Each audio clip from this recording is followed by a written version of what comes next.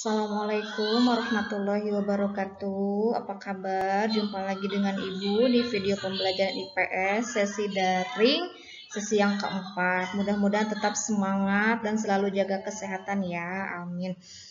Oke, sebelum memulai pembelajaran, kita mengucapkan basmalah terlebih dahulu. Bismillahirrahmanirrahim.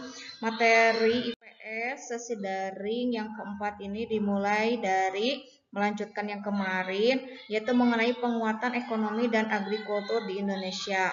Pengertian ekonomi maritim. Penguatan ekonomi dan agrikultur di Indonesia itu terbagi dua, ada ekonomi maritim dan ada ekonomi kelautan.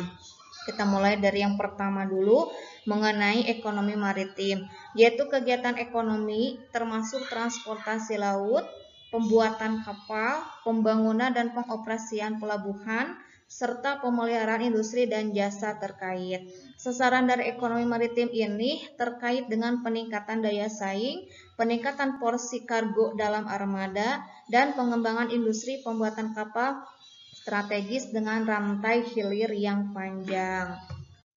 Nah, di sini ada contoh ekonomi maritim. Seperti yang kita lihat, ekonomi maritim ini berhubungan dengan sarana transportasi laut. Contohnya di sini ada kapal nelayan. Lanjut. Kemudian yang kedua ada ekonomi kelautan. Pengertian dari ekonomi kelautan yaitu kegiatan di kawasan pesisir, laut, serta darat untuk memanfaatkan sumber daya alam dan jasa yang berada di lingkungan laut untuk menghasilkan barang maupun jasa. Nah, untuk lebih memahami ada contoh ekonomi kelautan. Di sini ada para nelayan yang sudah menangkap ikan. Kemudian gambar kedua juga sama dengan gambar yang pertama, yaitu para nelayan yang sudah berhasil menangkap ikan. Jadi perbedaan dari ekonomi kelautan dan maritim itu terletak kepada kalau ekonomi maritim itu sarana prasarana laut, transportasi laut. Kalau ekonomi kelautan itu pada sumber daya laut yang dihasilkan, yaitu berupa ikan. Lanjut, potensi ekonomi maritim Indonesia terbagi tiga. Ada industri bioteknologi kelautan, ada wisata bahari, dan ada energi kelautan. Perlu kalian ketahui bahwa wisata bahari yang paling sangat berpengaruh kepada wisatawan di Indonesia yaitu adanya hutan mangrove. Hutan mangrove ini sangat berpengaruh kepada wisatanya.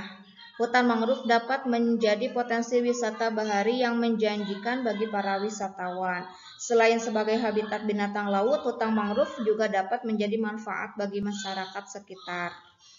Oke. Kemudian ada kondisi ekonomi maritim di Indonesia dan negara-negara ASEAN. Kondisi ekonomi maritim Indonesia dapat dilihat dari tiga sektor. Yang pertama ada sektor pelayaran, yang kedua ada sektor perikanan, dan yang ketiga ada sektor pariwisata bahari. Untuk sektor pelayaran di Indonesia itu sendiri, kalau dilihat dari segi daya saingnya, pangsa muatan armada kapal nasionalnya masih tergolong rendah. Kemudian kalau dari sektor perikanan, meskipun di Indonesia itu dari lautnya yang sangat luas, itu kita ketahui dari 2/3 laut Indonesia itu memiliki perairan atau garis pantai panjang kedua setelah Kanada. Kemudian kalau dilihat dari sektor pariwisata bahari, yaitu Indonesia memiliki banyak potensi pariwisata bahari yang sangat indah.